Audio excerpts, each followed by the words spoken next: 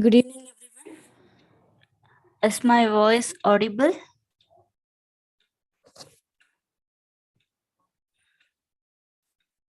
Please say yes or no in the chat.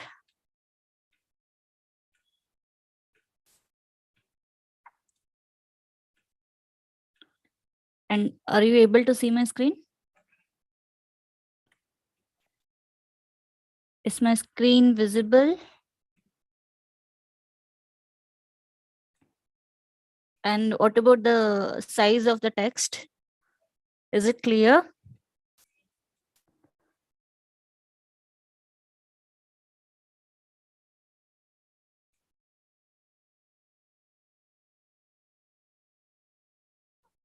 Increase.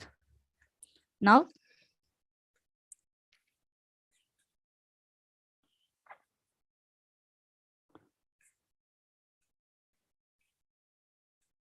Okay, let's get started then. Welcome back to Full Stack Development course. Today happens to be the day 10 of our course. And we are going through JavaScript concepts. Yesterday, we discussed about two important topics, right? What are those? What are those? Please ping.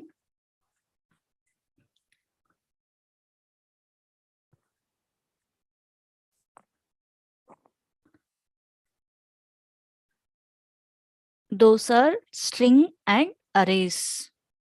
And we discussed about what are all the frequently used functions in string and arrays. And also we discussed why do we need array data type. Now tell me, I will ask you a few questions because since I covered most of the functions with respect to strings and arrays, let's say I will take the string and I have this. How I can convert it into uppercase? Which function I should use? Which function I should use? Please respond. It is dot to uppercase. If you just say uppercase, it will give the syntax error. See, you will create this method 1. Okay, method 1 you will create it, and while calling also you should use the same method name, right? You should use the same method, right? Like that, to uppercase is the method written by JavaScript developers.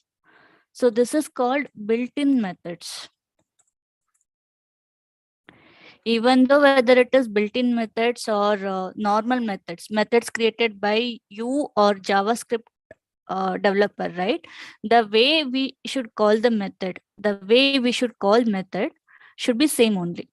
So always remember, you should make sure that you will be calling the same method with the same name. Even it is case sensitive. If you say instead of uppercase U, if you provide lowercase, it will not work. Is that clear? These methods are created by JavaScript developers. Like the way you can create method, right? They have created it. Is that clear?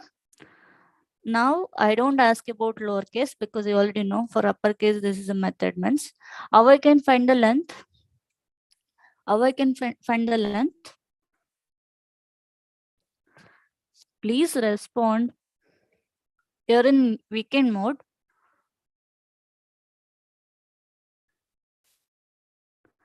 Don't commit this mistake. Whenever it is to uppercase, it's a method. Okay, it's a method. And whenever it is dot length, whether it is a method or property, tell me. Property, right?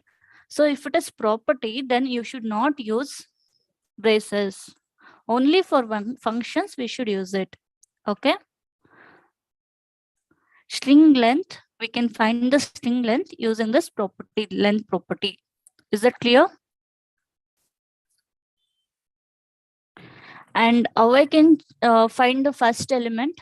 For example, if I have to access the first element, how I can do it? In order to access H, which method or which function I should use? Okay, so many are saying indexing, that is string 1 0. So 0 will represent the first element. Okay, so string index will start from 0 to till what is the final index value? If you consider size of a string as n, then it will go till n minus 1. Correct. It would be 0 to n minus 1. Okay. And can I modify the string 1 with different value? Is this possible? Is this possible? Line number 7 is possible.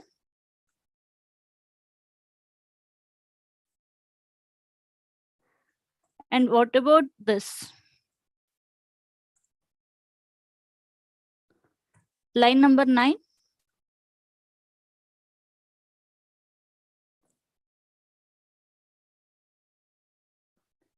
String is a primitive data type or non-primitive data type? It's a primitive data type.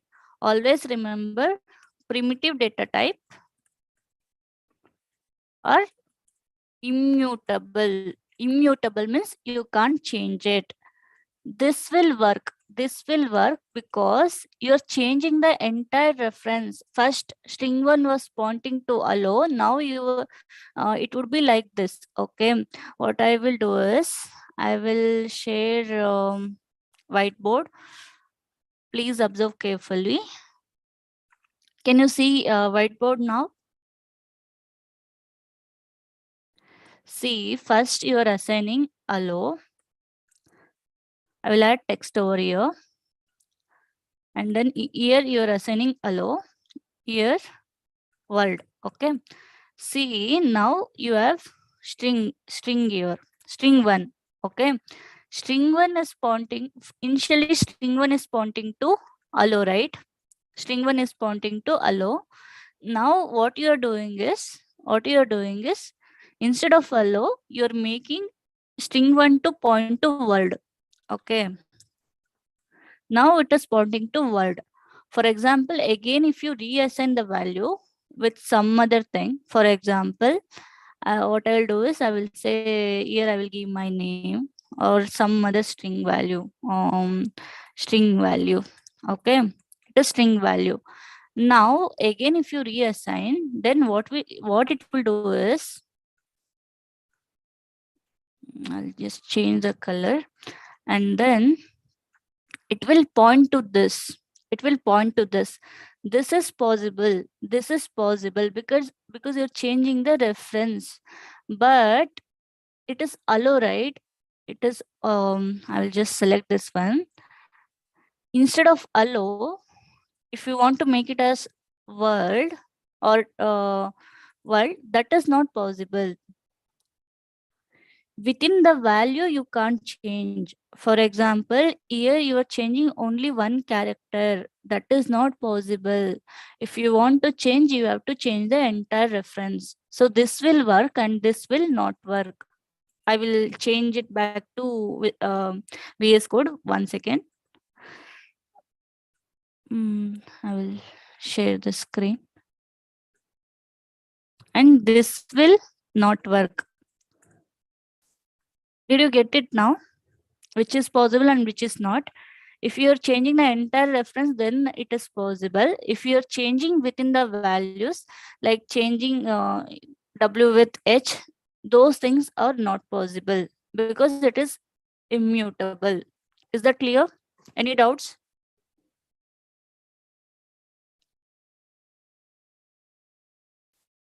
And if you want to extract some information, if you want to extract, say ORL, which function you will be using? Which function you will be using? Slice operator. And what is the syntax? What is the syntax? We can pass one argument or two arguments, right? So what is the first argument? What is the first argument if you ask me? Slice within, for slice, first argument is the begin index or start index, from where exactly it should start getting it. And the second argument is optional. Either you can pass it or you can leave it. If you don't pass it, then it will take till the end, and if you pass it, then it will take end index -1. It will not include the end index that you have provided. Is that clear? And whether negative index is possible with slice operator? Is that possible?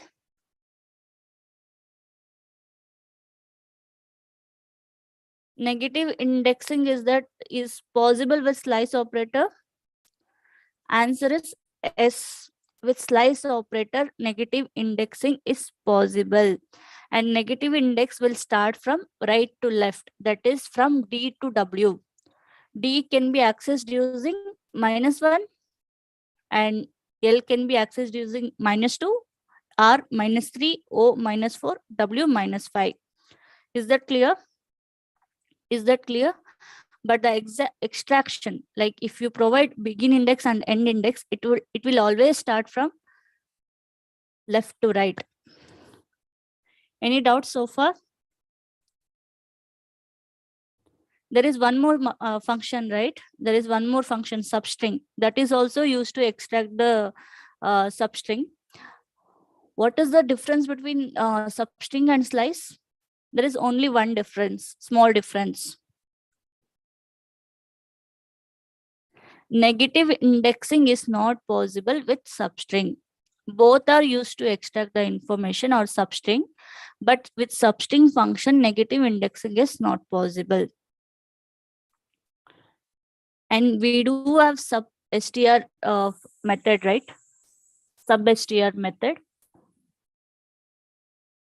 That is also used to extract the information, but only one difference is, second argument is length of the substring that has to be extracted. It is not the begin index. How many characters has to be extracted? Any doubts so far?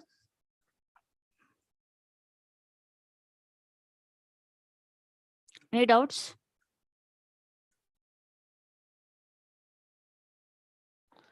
Then we started with array, and we do have other methods. You can go through it.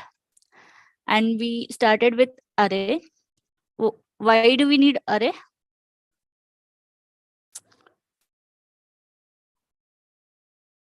Why do we need array?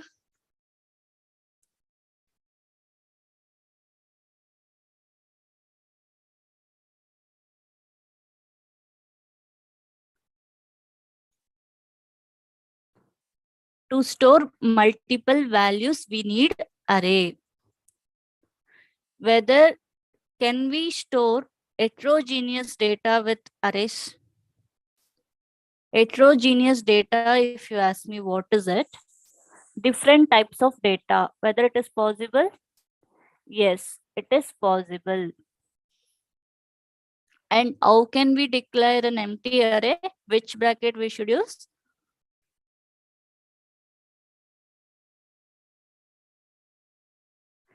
And here I have missed something.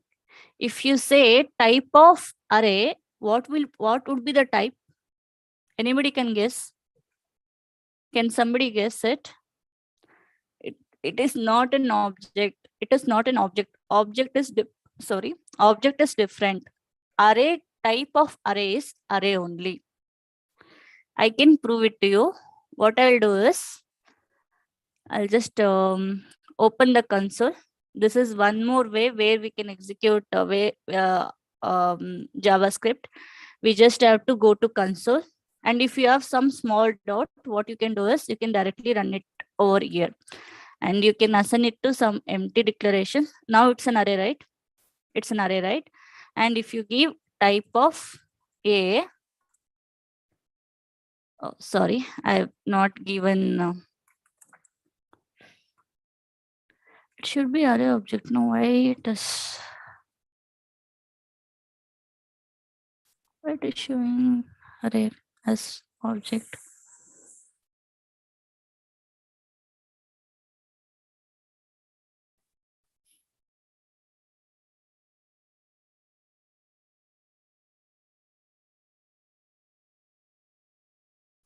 No, no, it is not like that.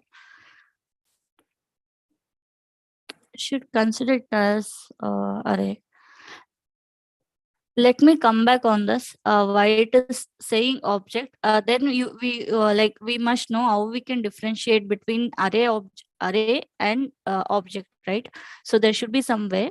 What I will do is I will come back when I will be giving break, right? I will just check with this why it is happening.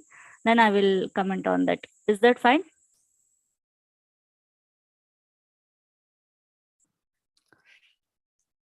And array indexing will start from, it would start from,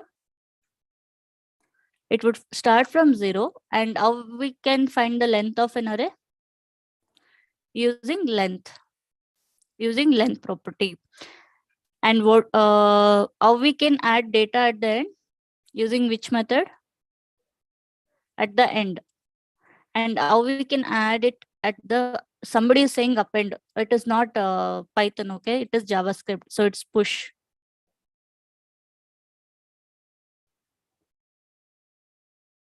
And how we can add remove element from the last? Using pop. And how we can insert and delete from the beginning? It is using shift and unshift operator. And how we can extract the information? How we can create subarray? Using which to create substring we will use what? Slice, right? Slice, right? To create subarray, again it is slice only. Even slice is available in arrays as well. And in order to add or delete elements, which function will be used? Like replacing, adding, removing, which function will be used? It is splice operator. With splice operator, even if you don't remember anything, it is fine. Just remember this: whenever you have a requirement to delete an element or specific element, use splice operator. Since it changes the original array, with one line you can just remove the element from the array.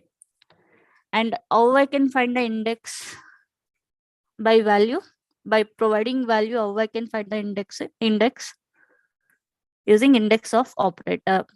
And there is one more method which will tell whether the value exists or not, right? Which is that method?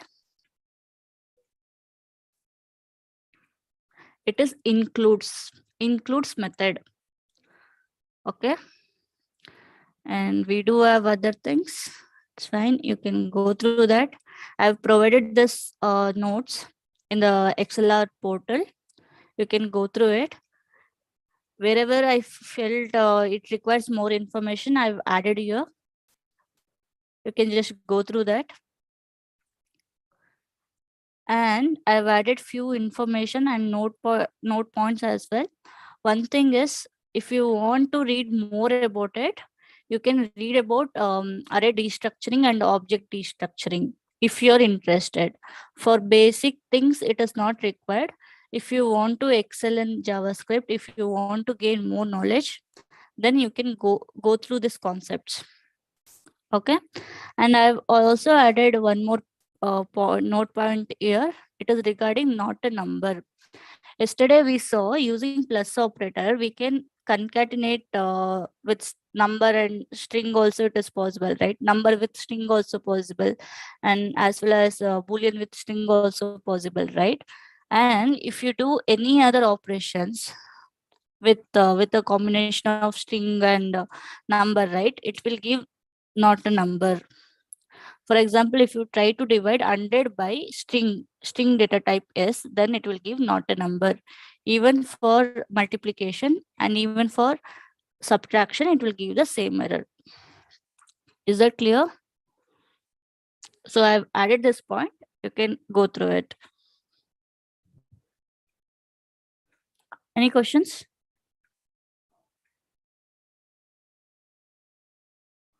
Rakesh is asking for the notes. Please contact ExcelR team. They will help you to find the notes, like where you can find the notes.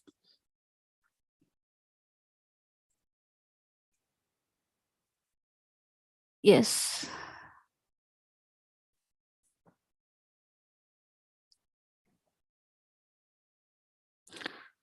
So today I will be starting with conditional statements. What are conditional statements? At least don't give me the definition. Just tell me what you know. At least say if you know any keywords regarding conditional statements, you can just put it over here. Don't get confused with conditional statements and iterational statements.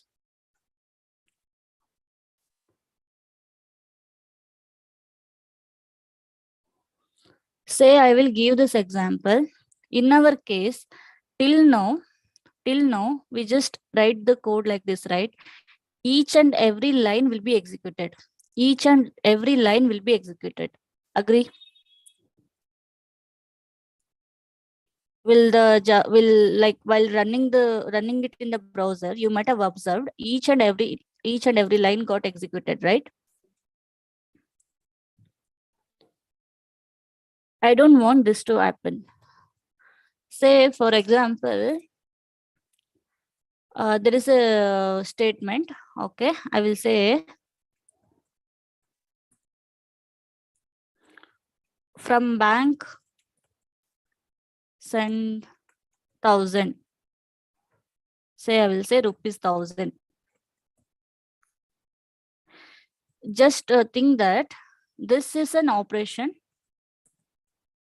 This is an operation from bank send rupees 1,000. Do you think this statement, or just assume I am saying it is just logging it, but just assume that it is an operation where we are sending 1,000 rupees. So this one should happen every time, or before sending should we need to check something, and if that something is fine, then only we should send it. What is that something? If you ask me, first we have to check whether the bank account has sufficient amount, 1,000 rupees. If sufficient amount is there, then only send it, right? Every time it should not send. For example, say, see, what I'll do is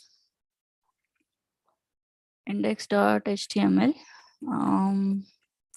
Instead of index.html, I will take it as conditional statements.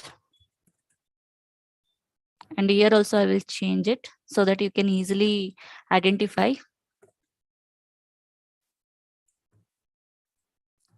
Okay. And then here I will add simple HTML file. And how to import external JavaScript using script tag. And we should specify source attribute.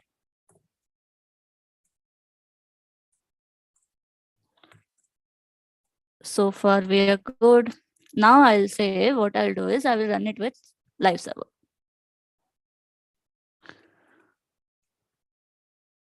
I didn't open. Okay, it is asking me to select.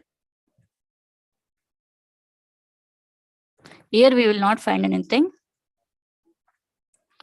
See, operation from bank send rupees 1,000. It just got executed like other statements, but I don't want this to happen.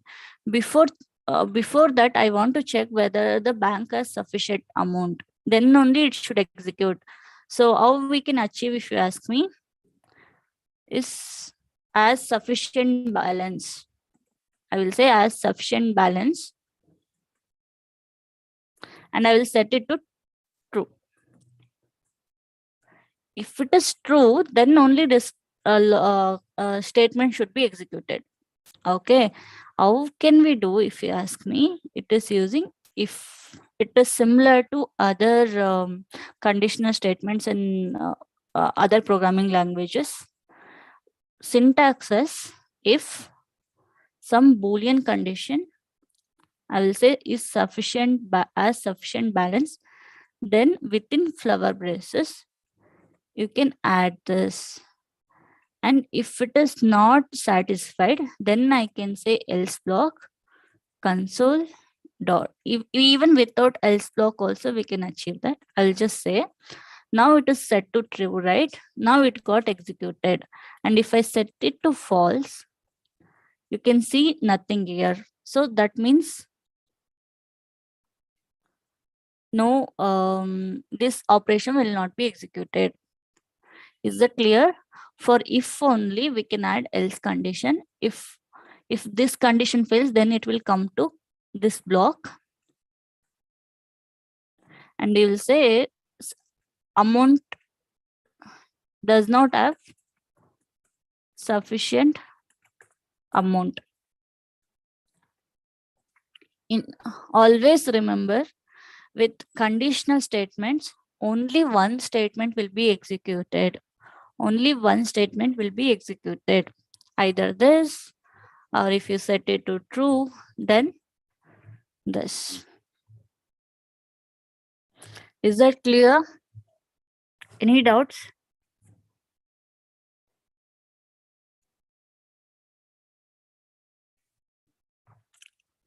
Any doubts?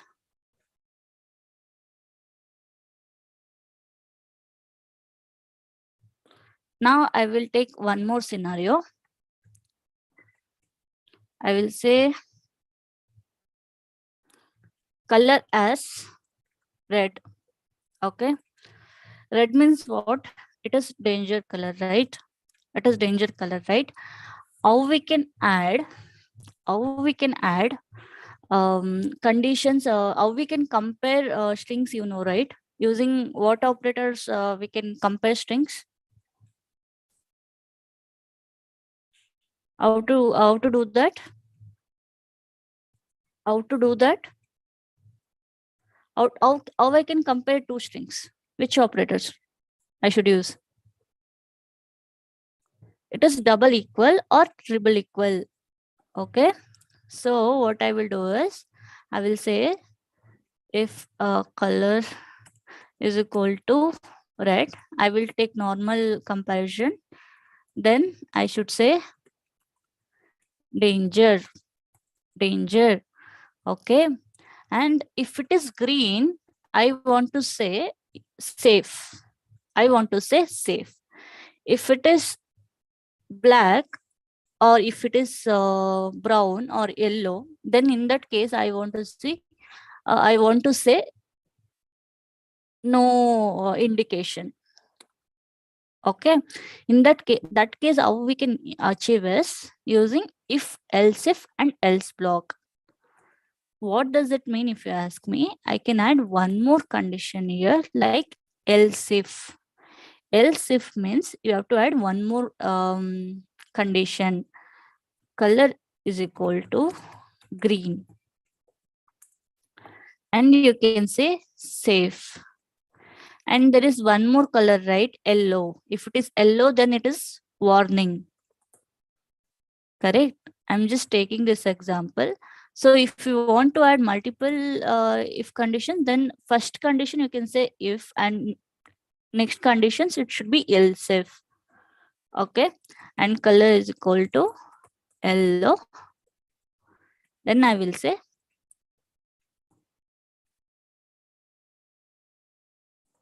it is warning. In the remaining cases, else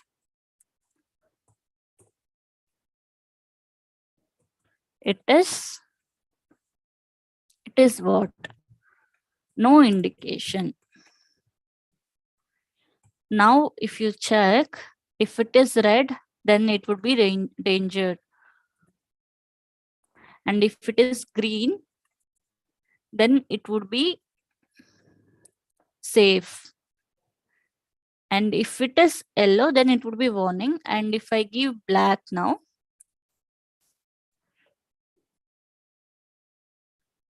I have not saved.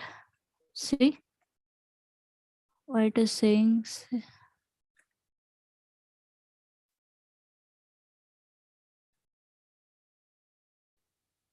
It is saying for black. Okay, here I have given the assignment statement. That's why instead of that, just change it to double equals. See, no indication. Now tell me, this else if is optional, right? Else if is optional, right? And even if you don't add else also, it will work fine, right? Only if condition is mandatory. Okay, is that clear? And like if you want to add multiple conditions, then you can keep on adding using else if. Is that clear? Any doubts regarding if else if else statement?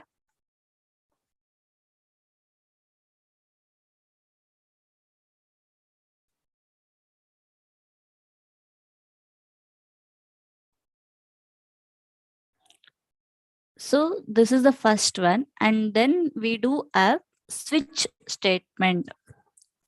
What is switch statement if you ask me? In switch statement, we will be having multiple cases. For example, if you if your for example, you can take this way. If your marks is this from this range to this one, then you can say it is distinction, right?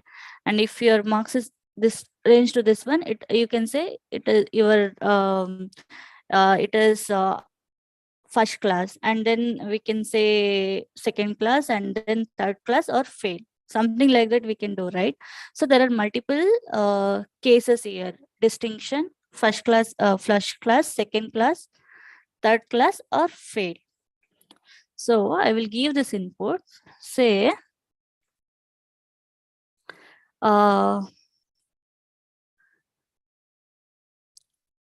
what is that called? The distinction and all. It is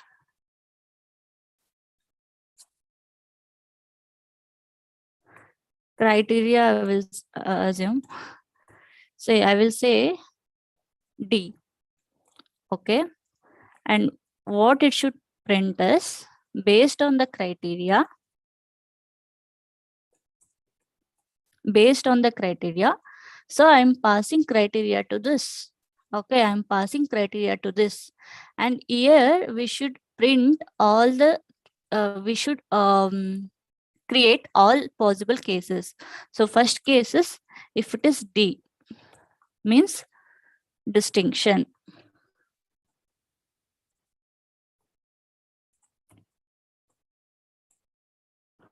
Okay, and always remember case should end with break. If you don't add break, right, then it is logically not correct. Why? If you ask me, I will come back to that later.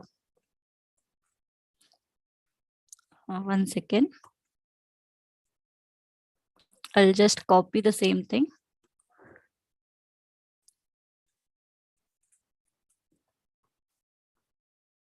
And then F means first class.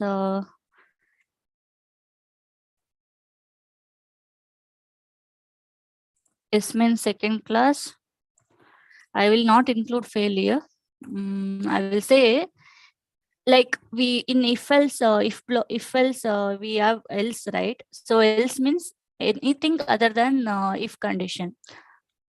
So with switch also we do have the same thing. If you say default, anything other than D, F or S. Okay, and I will say second class, sorry, third class.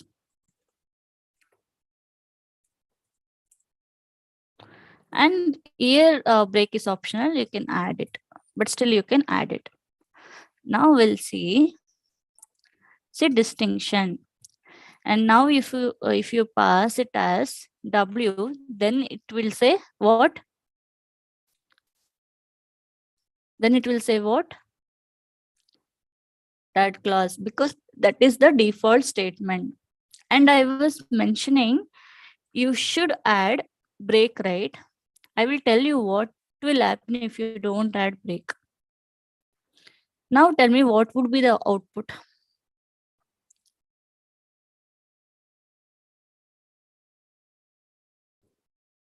What would be the output? You will say it is first class, but I will say it is first class and second class. See? Why, if you ask me, you remove the break statement over here.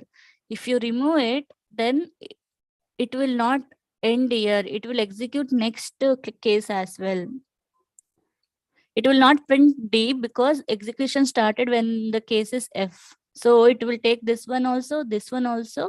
And now here break is there. If break is not here also, means it will print first class, second class, and third class. It will be keep on continuing. So always remember to add break. For the last one, as I said, for default, if you don't add also, it will not make any sense, right? After default, no cases are there. That's why. Is that clear?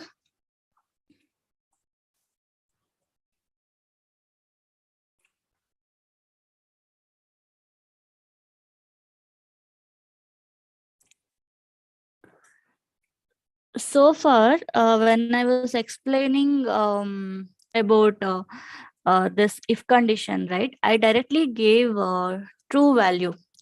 So now if you ask me what are all the true values in JavaScript, I will be giving the setting true and false values. So if you consider 0, whether it is true value or false value, 0, it is false. And when it comes to string, it can be null, whether null is true value or false value, because null represents what? Nothing. So it would be true value or false value? False, because null represents nothing. And if it is then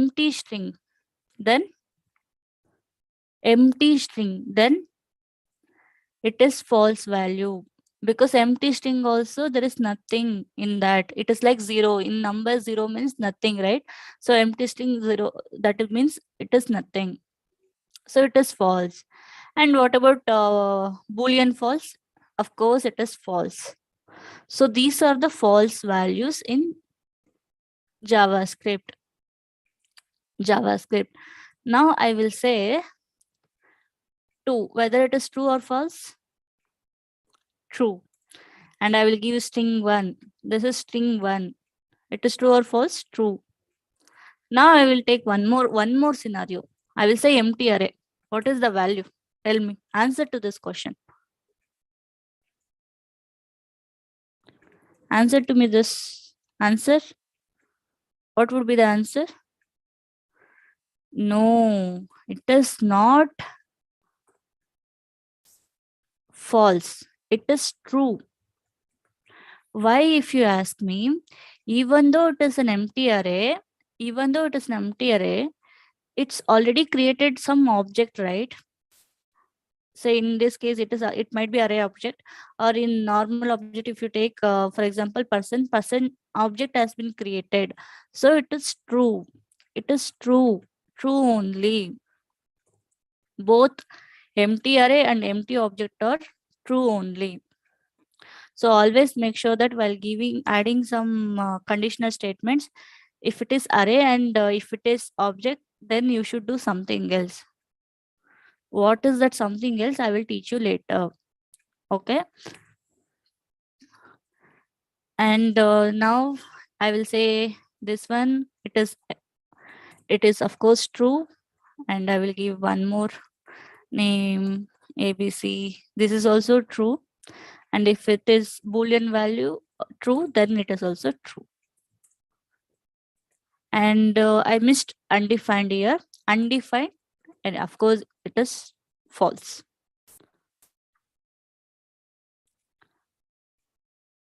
Any questions? Any questions? In order to check whether array has some values, what you have to do, if you ask me, you should check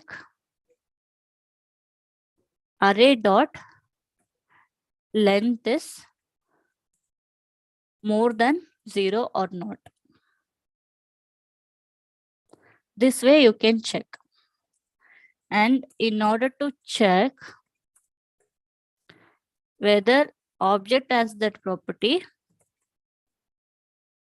as any property, example name, okay. So when you are accessing object, always make sure that, for example, you need object, from object you need name, okay, and you should check whether name present, object not name. So in this case, if you access name, it would be undefined. So undefined is what value? False value. It will fail. So while comparing array and object, do this extra validations. Is that clear?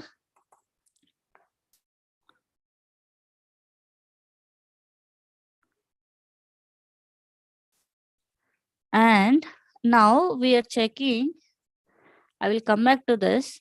For this one, I'm just checking whether I'm just checking as sufficient balance, right? Whether account has sufficient balance.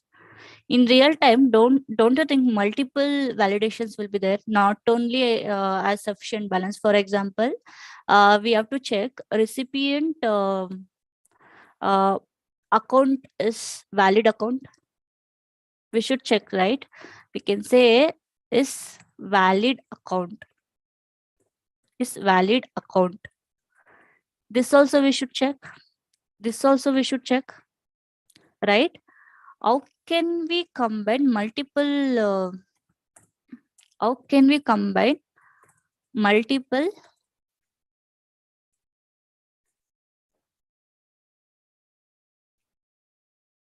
conditions? How can we do that? It is similar to other programming languages. It is logical operator. And if you want to check both are true, both are multiple or true. For example, now I'm showing it for two conditions, okay. I'm showing it for two conditions. You can combine it for 10 conditions also with the same syntax. Both are true. If you have to check, means you should add double and double and if one of these are true, if you want to check, then you should use or condition, or condition. And if you want to check reverse of it, I mean false value of it, then you should use not operator. This is and operator, this is or operator, and this one is reversed condition, I will say. It is not operator. Any doubts? Any doubts? Now tell me which statement will be executed, 57 or 59? It is similar to any other programming languages, so I need not to stress much on that. Which line will be executed, 57 or 59? Please respond. 57. And what about this? Now 59.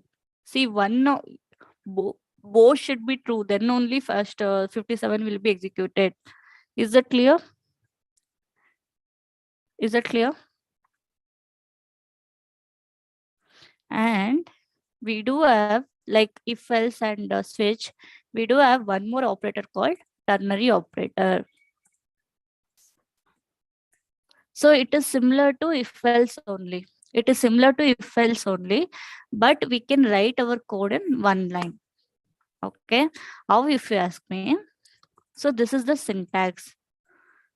Condition, if it is true, question mark we have to add.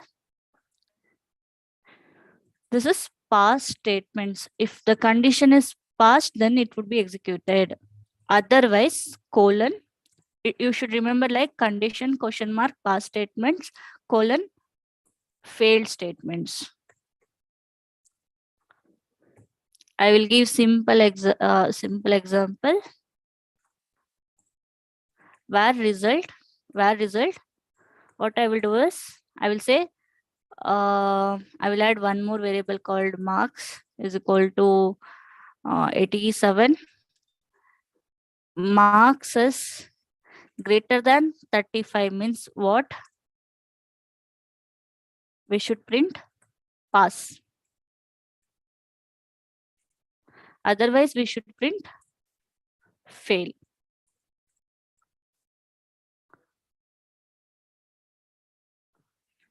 Is that clear?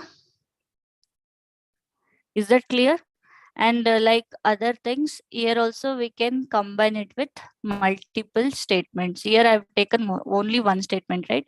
You can add as many conditions you need. You can use and operator, or operator, not operator. You can just keep on doing that. Is that fine?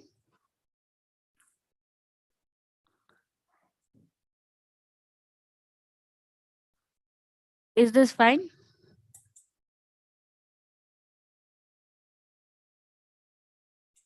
If no questions means we'll next move on to the iterational statements or loops.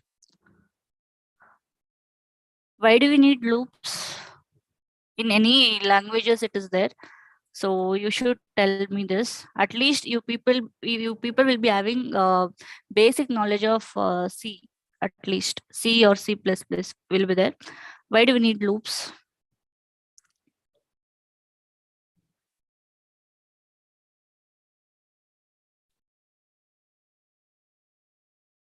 When we want to repeat some task, we should make use of loops. We should make use of loops.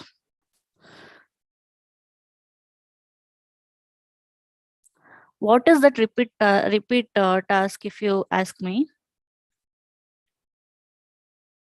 Say I want to log I am Bhavya as 50 times. If I have to do it manually, then what I have to do? I have to add 550 lines of code and I have to say console.log I am Bhavya, I am Bhavya, I am Bhavya, like that. So instead of that, what we can do is we using loop statements, we can do it in 2 or 3 lines of code. How, if you ask me, I will show it using this by taking this example. Let me create one more file called loop.html. Since in HTML I'm not writing any content, I will take it from here only. But here I will just change the JS script.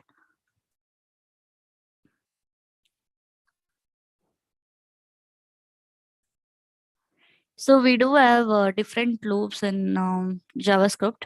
First, I will do it with for. First, I will start with for loop. When do we use for loop, if you ask me? If we want to execute block of code number of times, it can be any number of times. It can be 10 times also, it can be 1,000 times also, 10,000 statement 10,000 times also. At that time you will be using for. Say I want to print like from number 1, I want to print number 1, number 2, number 3, number 4, like that I want to print. In that case, I can make use of for loop. I will print till 10. Okay. So what I will do is, this is a statement. First, I will use for keyword. Okay. And then what I have to do is, I have to find the initialize the starting variable. So my number should start from where, if you ask me, I want to start it from 1. Let's take that example. So I have to declare that variable here. Declare that variable here. And then here I have to say until what it has to go, if you ask me, it has to go till 10. It has to go till 10. And every time I need 1, 2, 3 like that, right? It should increment by 1. First time it would be 1. Next time it is 1 plus 1, 2. 1. Next time it would be 2 plus 1, 3 like that. So for that I will be using increment operator. What is this increment operator, if you ask me? It will increment the value by 1. For example, initially if I is equal to 1, using increment operator, it will take I is equal to 2. It would be converted like that.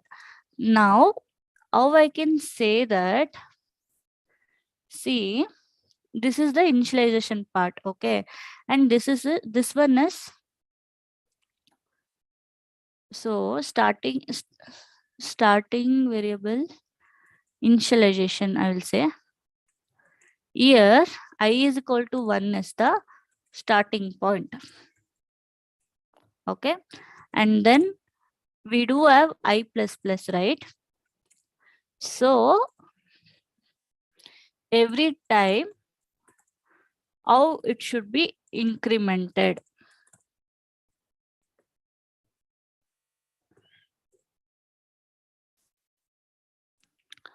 And next condition is, if that conditional check, I will say, for loop will be executed till that condition met. If that condition is not meeting, means it will stop. If condition fails, it will stop the execution. When for loop will stop, it is based on the second argument. As soon as the condition is failing, it will stop.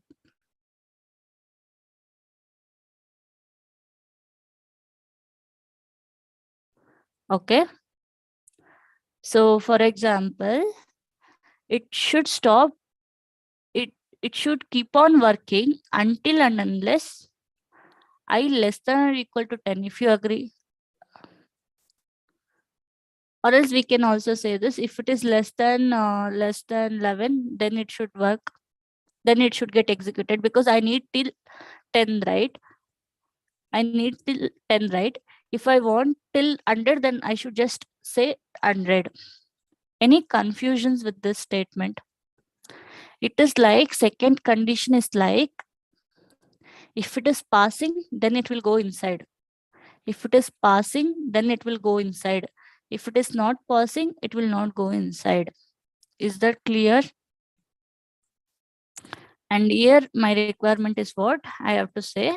And we can access I, whatever the value present over here, right? Here. Console.log number is, I will say I. Okay, now if you go and check in the console, let me run it.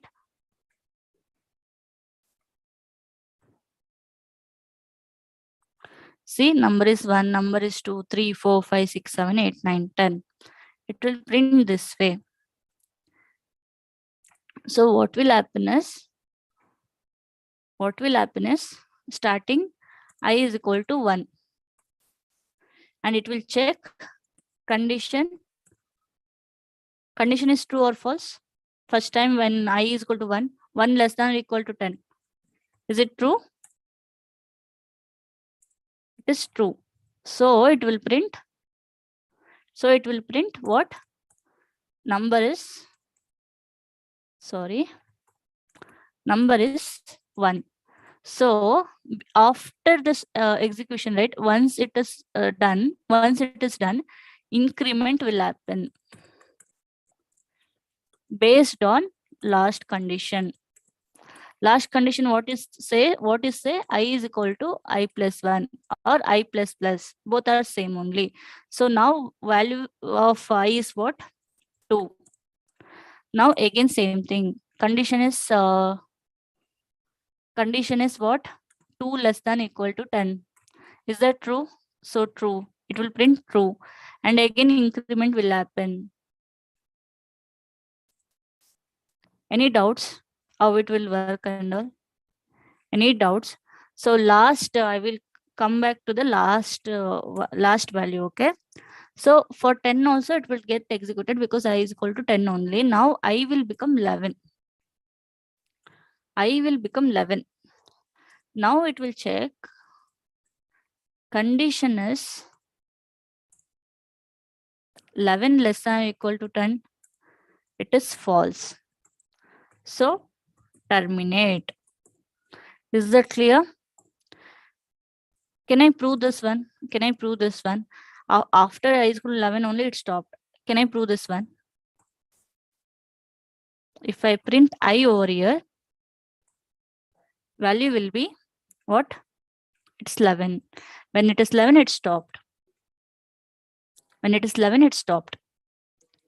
Any doubts?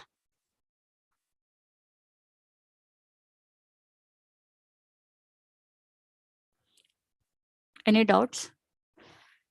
So I will give some note here. If you want to increment it, you can increment it. Say if my requirement is like showing from number 10, 9, 8, 7, 6, 5, 4, 3, 2, 1 like that, right? In that case, initial value will become 10 and I should be greater than or equal to 1. And every time we should increment the value or decrement the value? We should decrement it.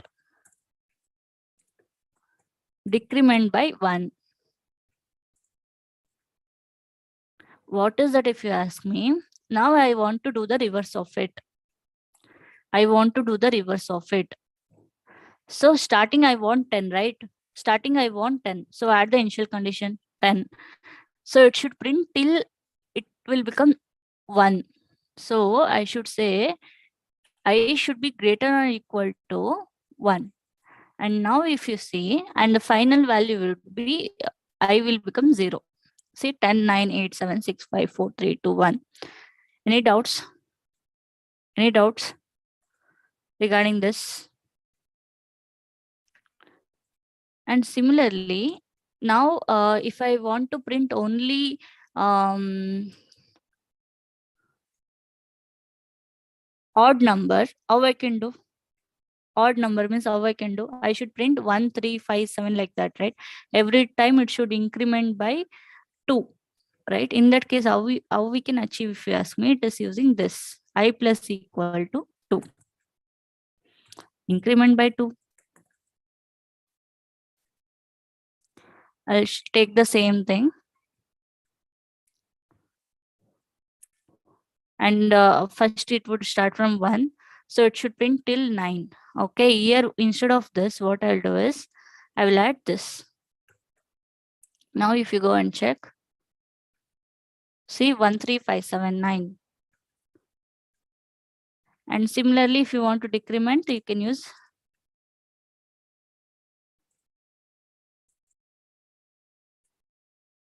Is that clear? Any doubts?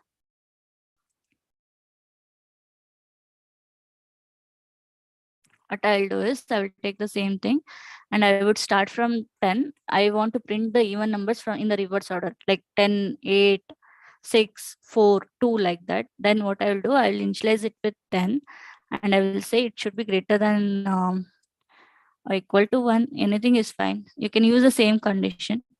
Okay.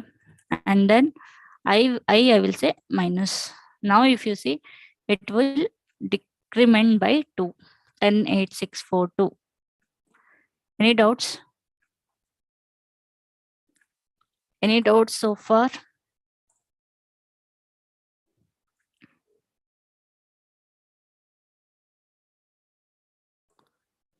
Okay. Now in all these cases, we know, right, how many times we have to repeat the value. How many times we have to repeat the value. There is one more loop that would be executed, as long as the condition is true. Okay, for example, say you have 10 clothes and you are giving one cloth at a time to the um, for the washing. Okay, and you will give it until and unless you will give it as long as you have some clothes left, right? Do you agree? Say in your case it is 10 and you can easily count it. Let's take this example. You're giving some unknown number of clothes to the clothes for the washing. At that time you're not sure when exactly you will stop. So when exactly you should stop is as soon as the values, as soon as you don't have any clothes, you should stop. So in that case we will use one more loop called while loop. While loop, this will be used when we don't know when exactly to stop. For loop will run for a fixed number of iterations. For example, if we do it from 1 to 10, it will exactly run 10 times. While loop, it is not like that. It will run as long as condition is true. Is that clear? And what we achieved with for loop, right? Same thing we can achieve it with while loop as well. What I will do is I will print the same thing from 1 to 10 using while loop. What I will say is, uh, yeah, I less than or equal to 10. If the condition is true, every time what it is like if loop only. So if it is I less than or equal to 2, it is true, then it should go inside and you should execute some statement. What is my statement? Number is plus I, and then we should explicitly increment the value here. It is not part of while loop. We should explicitly increment it. I'll say I plus plus. Let's see the output now. You can see here it has printed from 1 to 10. 1 to 10. Is that clear? What is the difference between while loop and for loop? If somebody asks you, for loop will run for a specific number of times based on the condition, and while loop will run as long as condition is true. You should remember this statement. It is similar to any other programming languages. Similar to like while loop, we do have do while loop. Only difference is, first I will write a syntax for the same thing. What I will do here, I'll say do while.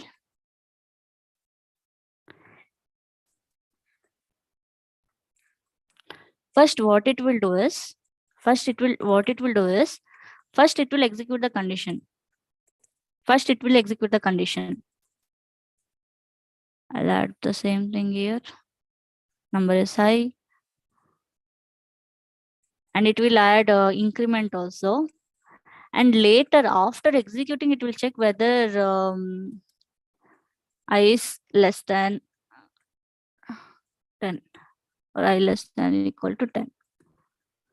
Only difference between while is, before doing the operation, while we'll check whether it is whether we can do this operation or not.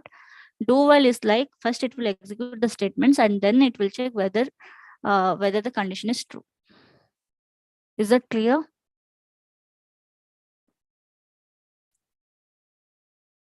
Is that clear? Do while, as name says, first do the operation and then check While is first check and then do the operation. That is the only difference. Mostly we will use a while loop only. It is up to you. You can use as per your requirement. First you want to do the condition checking, and then if you want to do the operation, you can go for while. If you want to do the operation first and then conditional checking, then you can go for do while. Any questions?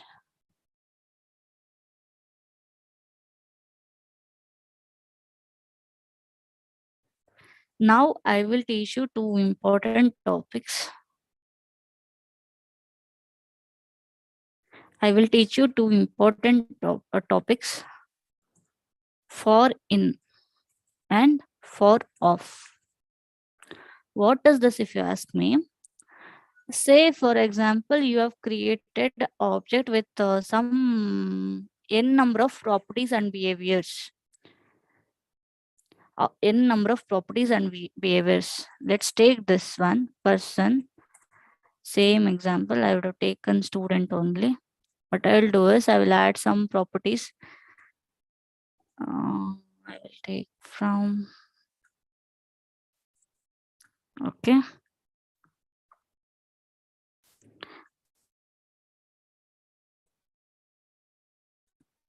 I'll take, instead of that, I'll take student, which is already available in my system. So if I want to print all the properties, then how I can do? Console.log name, console.log age, console.log qualification, console.location. This is how you can print it, right? This is how you can print it, right? And what if you don't know? See this, let's take this example.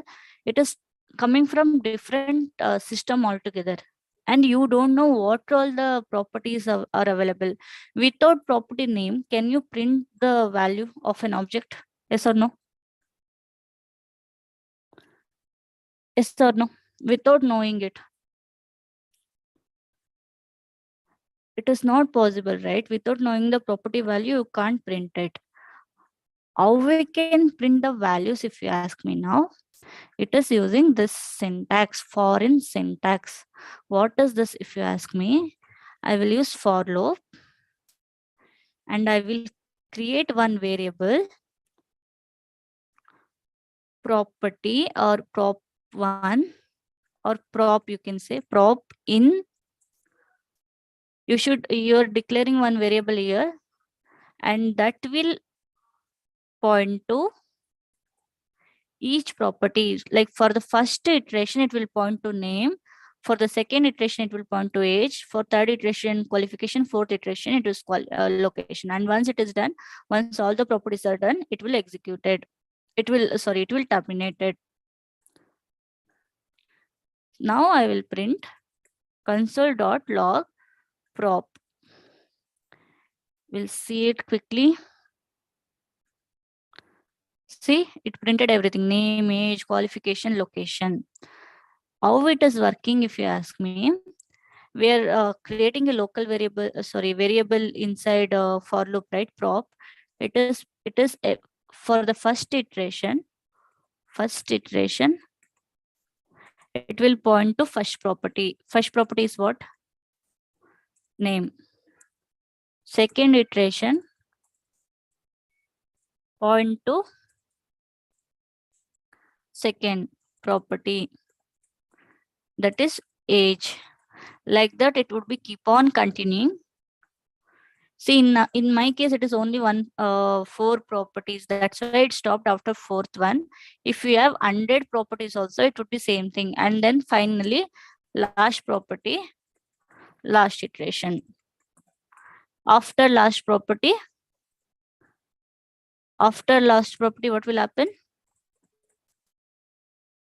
It would terminate.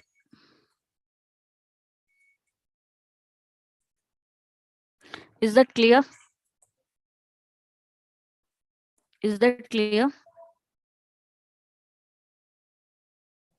Any doubts?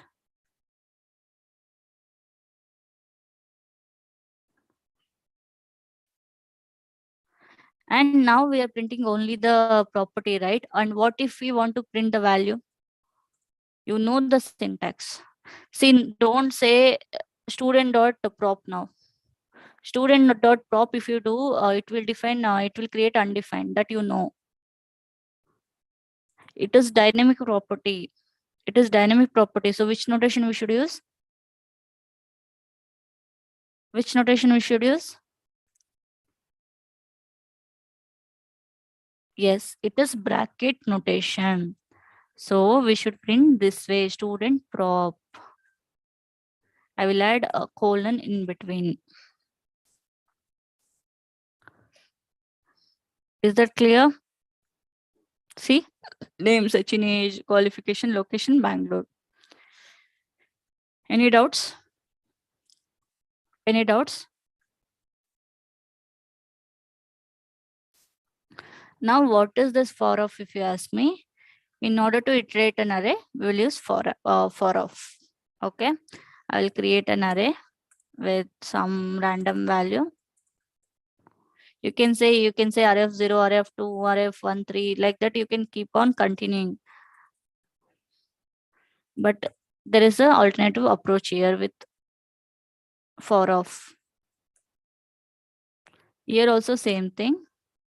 I say element of array, and then I can print element.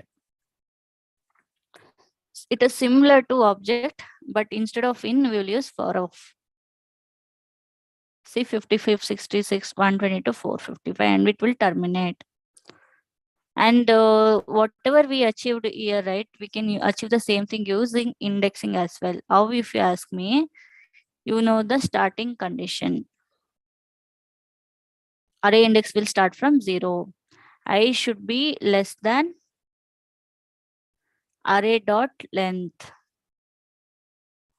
or less than or equal to array dot length minus 1. And then every time we should increment it, because indexing is 0, 1, 2, 3, like that. Okay, and then we can say I will be having index, so array of I. Is that clear? See, same thing we can achieve. Any doubts? Any doubts on this?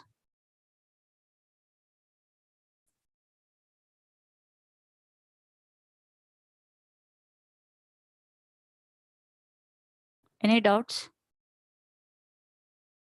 Or it is confused for you, that's why people are not asking any doubts?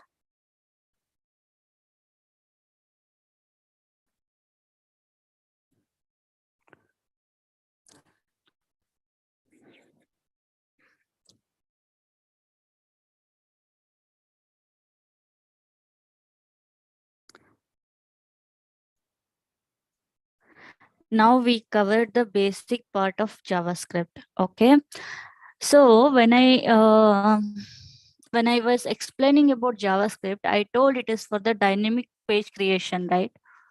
Dynamic page creation, right?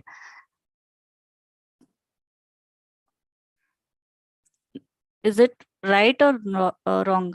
It is for the dynamic creation, right? Dynamic page creation. Till now, I have not done any coding which will write something in the HTML file, or which will dynamically change something inside HTML page. Do you agree? Till now, I've never done it, because I was covering the basic concepts to so that now if I explain you how I can manipulate or how I can change static content to dynamic content, I will you can easily understand. That's why I was covering JavaScript basic concepts. Now I will give 5 minutes of break, and then I will explain how we can change from static content to dynamic content. We'll take simple examples now. We'll start with simple examples, and once we start with projects, we will start with complex examples. Okay.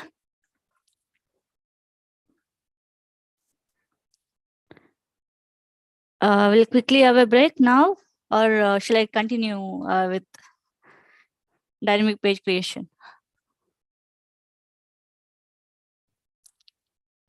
And yesterday you have spent 10 minutes more.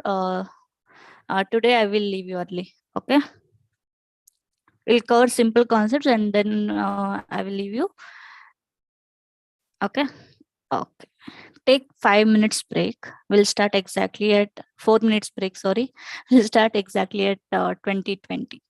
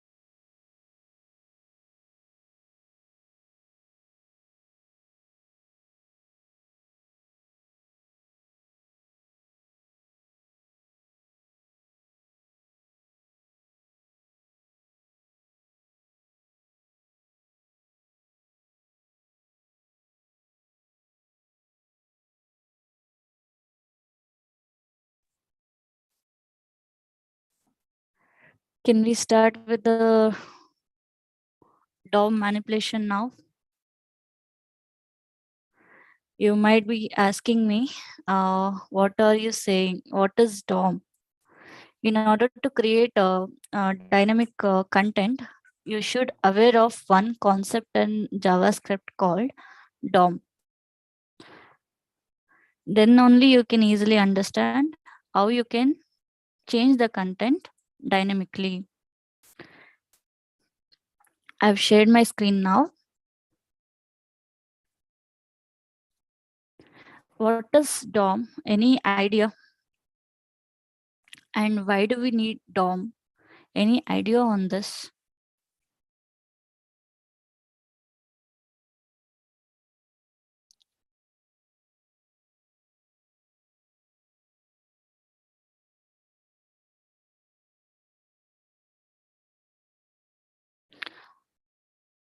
I will explain you with basic concept. Okay. So let's get started. Uh, let's get started. We'll take one file. Sorry, I will add it over here. DOM.html. Okay. And then what I'll do, I will add simple HTML file. Simple HTML file. Okay. One second. It's not copying properly. Okay. And inside body, I will add some div tag. And then here I will add some heading.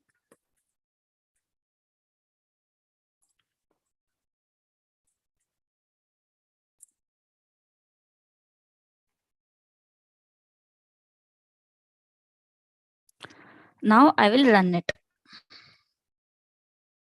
If you don't know the definition also, what I will be conveying now, just try to understand that one. Okay.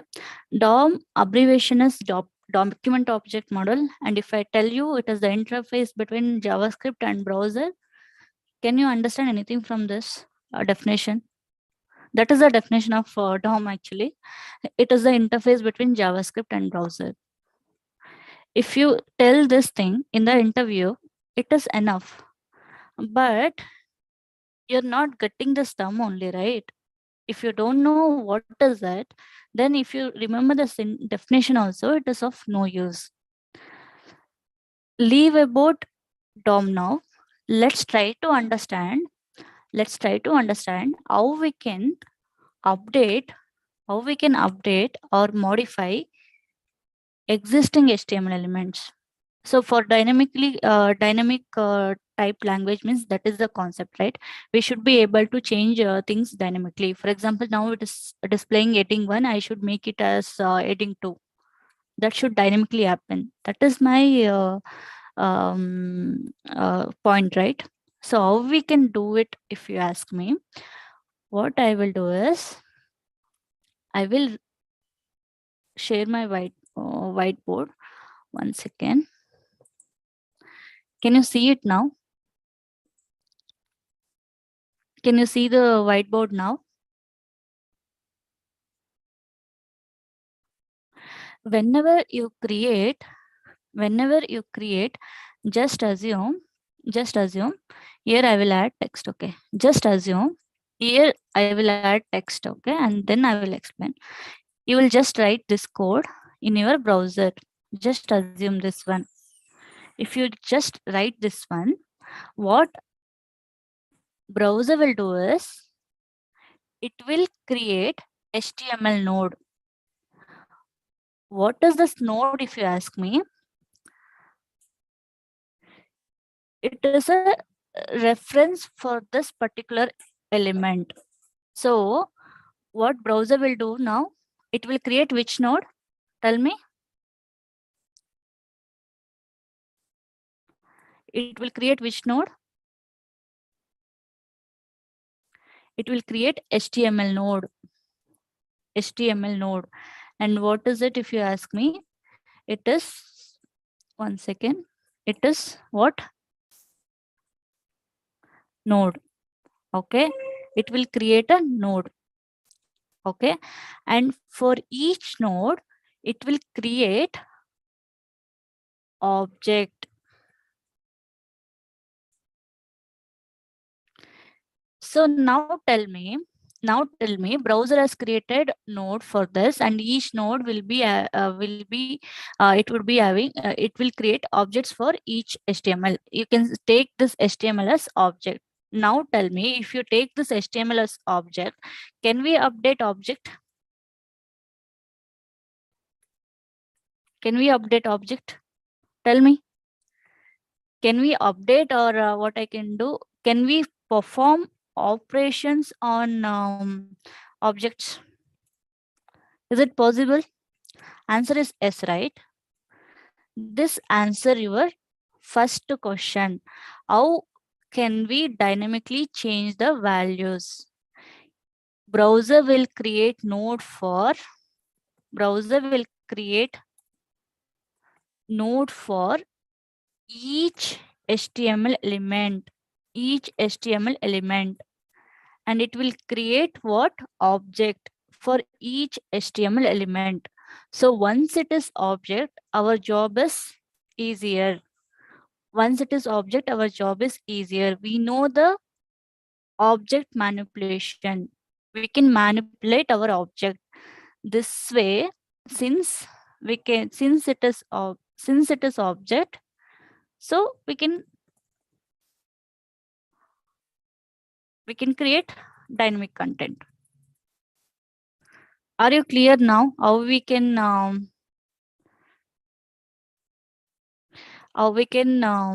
manipulate the HTML elements? We can manipulate the elements because we can manipulate the HTML element because browser will create node for each HTML element, and each HTML element will browser will create objects. Once we it is object, we can perform the operations on it. So we can create dynamic content. Since it is object, we can work on that. We can get the object and we can perform whatever operations we want. We can update the properties, we can update the functions as well. Properties I'm talking about, we can update the like now it is heading 1, right? Instead of that, I can give edit 2. And also now it is in black color, right? Instead of that, I can give it as heading 3. Sorry, instead of that, I can make it as red color. And we can do whatever we want. Not only the content, even styling can be changed, because style is also part of the element only. First we will select the element and then only we will apply styling, right? So styling is also part of the element, so we can update it. We can update style, we can update content. Is that clear? Still I have not explained what is HTML DOM. Now what I will do is I will select this once again. Now after adding HTML, what we will add? Its section, right? And I will add its section over here, and then I will add body section. I would have copied the same code. One second, let me copy the same code here instead of me typing everything.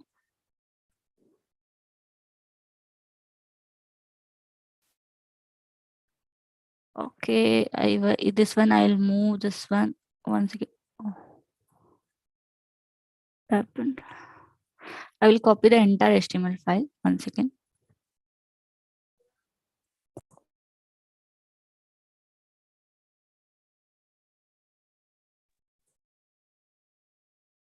Oh, why it got removed here?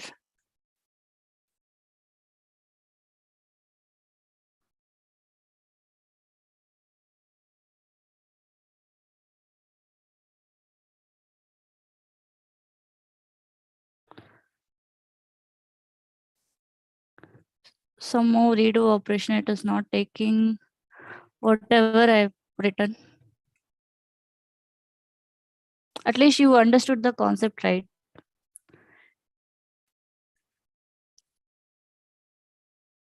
Okay.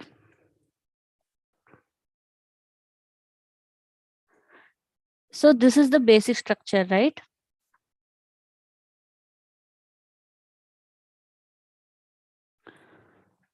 Now, first time we created HTML element, HTML tag. For that, browser created a node, and then it will check whether it has any child or children. So here I can see for HTML we do have two children. One is head and one is body. Correct. So what browser will do is it will add two more nodes. One is head and one more is body. I will just add a text over here. It is head and this is body, and it will attach these nodes together. HTML is a parent and HTML is having two children, head and body. Now it will not stop. Again, it will go to the first child. It has one more child, right? That is title. So it will create one more node for title. So square brackets or rectangle or square represents node. Okay. So it will create one more node called title, and title is children of or child of ed, so it will link it. Now it will stop because further we don't have anything here. Now it will come back to body. Body has one child, that is dev, so it will create one more one more node, that is div, and now it will attach it. Body is the parent and dev is the child.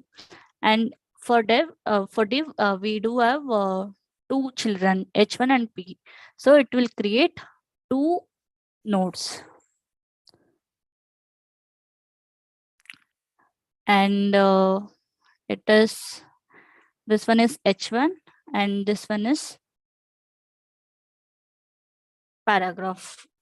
And then it will attach. Now you understood. It will create this parent-child relationship. For every HTML element, it would be it will create node, and for each node, it will create objects, and everything is node over here. Head, title, div, H1P, body, or nodes, and also they will be having it will create objects for this uh, nodes as well, and this entire structure is called DOM, or document object model. This model only, or like these nodes only, browser can understand. Browser can understand only DOM, that is document object model. And now I'm communicating in JavaScript, right? But browser can understand DOM, but I'm communicating in JavaScript. So what we will do is, using JavaScript, we will communicate with DOM, and DOM can be DOM will convey to browser. So it is like interface between JavaScript and browser. I will just create this relationship over here. Say, let's assume this is DOM. Like at the center we have DOM. So we are writing our code in what? JavaScript, and in the center we have DOM, and here we do have browser. So JavaScript will communicate with DOM, and DOM will convey our things with browser, and browser will finally render it. Is this fine?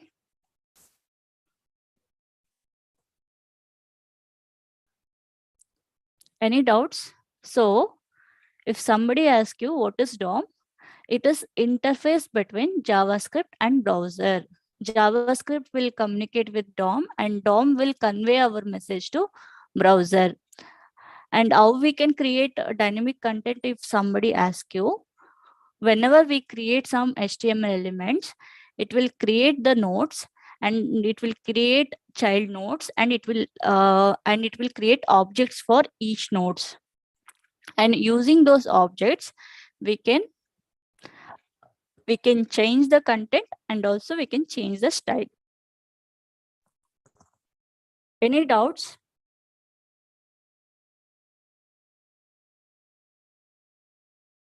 Any doubts? At least you got an idea, right? At least if you remember, each HTML element is node, and node, it will create objects for each node. Means since it is object, we can manipulate it. If you know that much, it's enough. And if you ask me what is the use of DOM, since browser can't understand JavaScript, it will allow JavaScript to interact with browser. It is like interface between JavaScript and browser. And also, since it will create objects, we can modify and delete the HTML elements. And also we can dynamically add styles, and we can dynamically change the content of HTML element. Not only the content like heading 1 and all, we can change the tag attributes as well.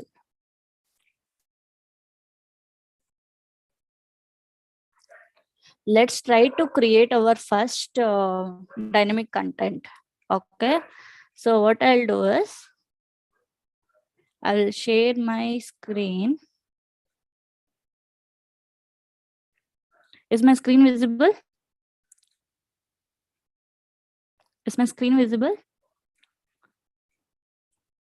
I will say sum of 40 and 50 is, and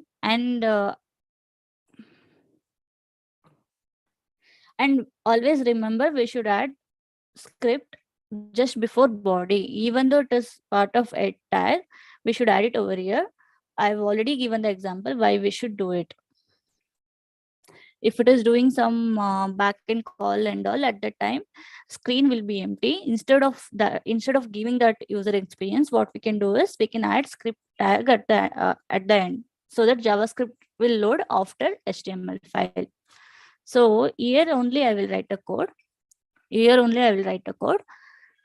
See, I want to print sum of 40 and 50 is how much I have to print, right? What I will do is sum is equal to 40 plus 50,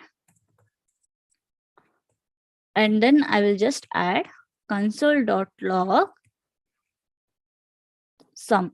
Okay, console, if I do now, if you see here, sum of 40 and 20, it is printing in console that it is 90.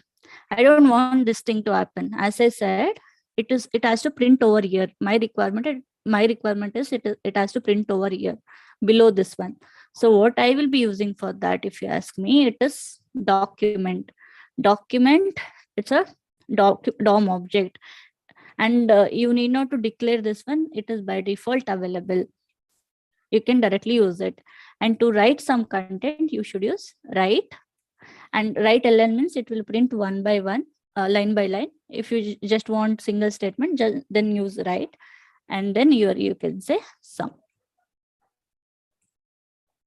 Now if you see it is printing in real time. I can understand we should provide two inputs over here, input 1 and input 2, and JavaScript should read those input values and then should type it. So since it is our first program, learn from scratch. At least you know how you can add something dynamically. So it is not a static value, it is dynamic value.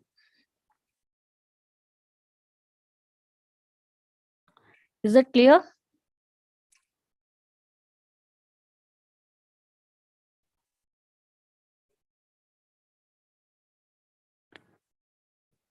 Is it clear?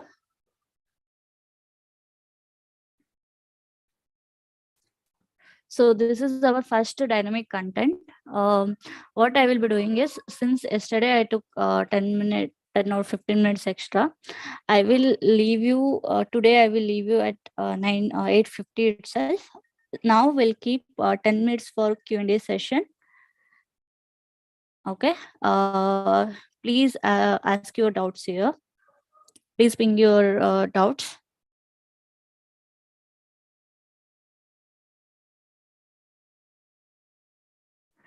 If you don't have any questions, please leave the session. Thank you so much for attending. We'll meet on Monday. Monday, mostly I will be covering the important concepts of DOM. Once it is done, we will be starting with project. Okay.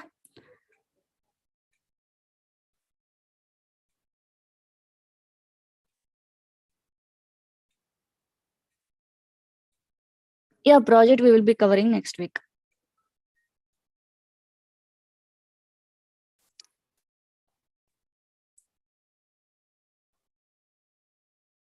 Somebody is asking, 1 second.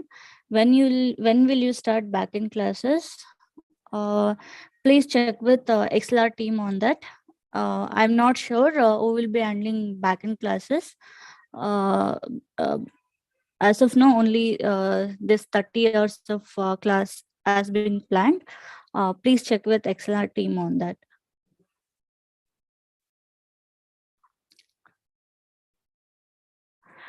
Please explain foreign and for of once again.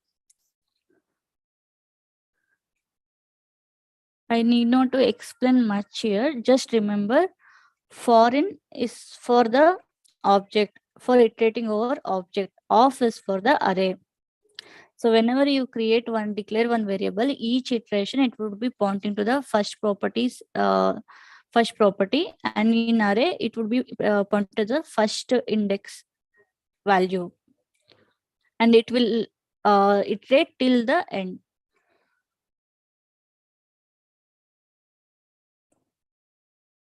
How many total classes there in this package? Please contact ExcelR team on that. Please ask technical questions, guys. If you have any questions related to the course or something or attendance, please check with ExcelR team.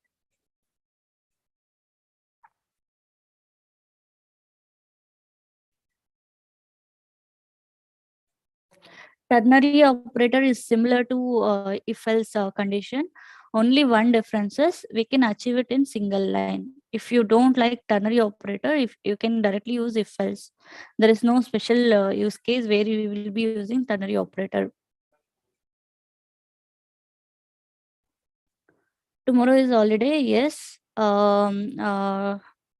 Saturday and Sunday classes won't be there. We will be starting again from Monday.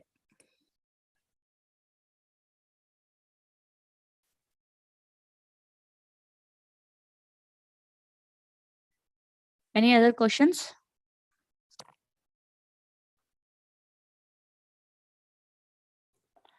For a foreign, just now I explained. Please go through the recording once again, because now also I explained. Any other doubts? Yes, Mohit Pandey, 1 second.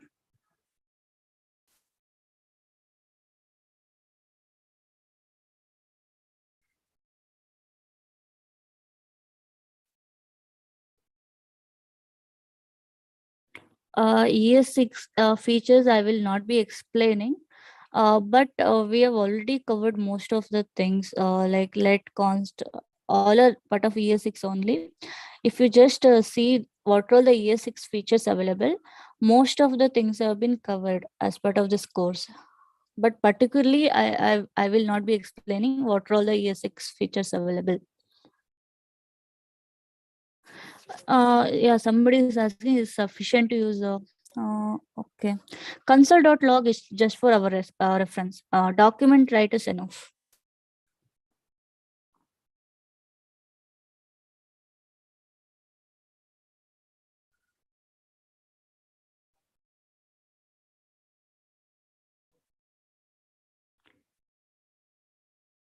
Anything else?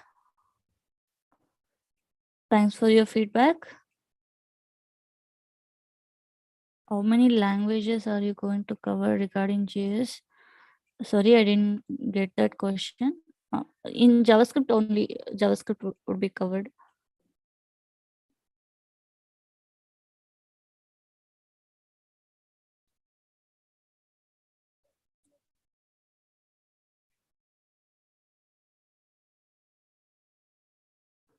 Okay, he's saying Node, Angular. Yeah, those are frameworks and server concepts that would not be part of this scope. Thank you so much, Banu. Have a nice day.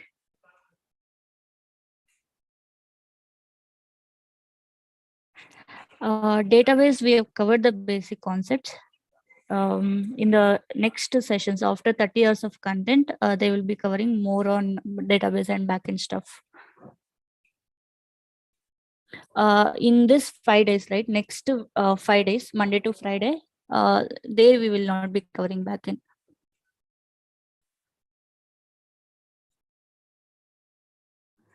Somebody is asking whether React and Angular, those are frameworks that would not be included. Since you know JavaScript basics now, you can easily learn that. Only 1 week or 2 weeks should be enough to learn any frameworks. .NET, we will not be covering. I don't know like what technology we'll be using for backend. Please check with ExcelR team on that.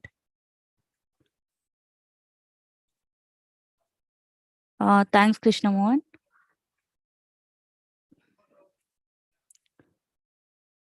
We will see in YouTube also. Sorry, I didn't get it.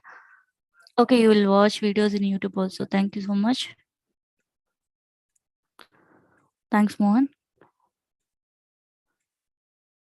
Backend classes, no, it won't be starting from this Monday. Monday, we will be proceeding with more on JavaScript DOM, and then we will be starting with project, and that will go till Friday.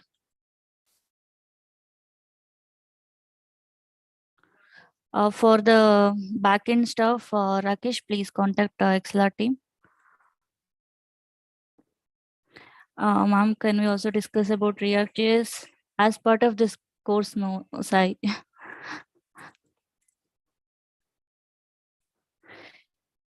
Yes, whatever I covered in CSS, right? It should be enough for a full stack developer. Even if you become front end engineer, also it should be enough. If you want, see, if you know the basics, and if some requirements comes up, means just Google it for more options. Now you know, like font family, say Arial you have added, and if you want to add some other stuffs, then it is very easy. You just have to check for all the available options and you should add it. Similarly, if you know image tag and you know only two attributes, say source and alt, you know, and you don't know other stuffs, just check for other attributes available and do the modification, little modification. If you know the basic, then you can easily do it. That should not be a problem. Don't we need an animations using it is used for media query?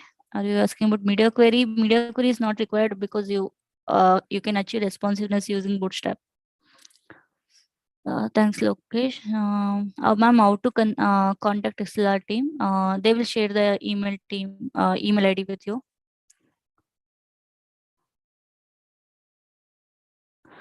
Rufus is saying, please cover frameworks also after this 30 years class. Please contact XLR team on that.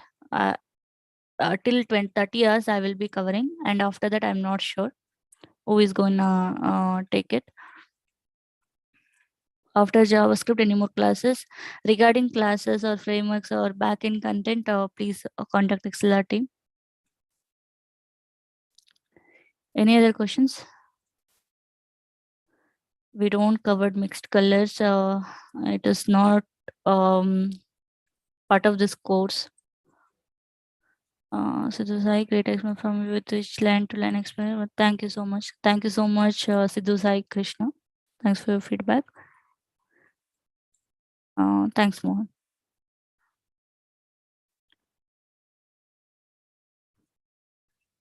If no questions, means we'll end the session. Happy weekend.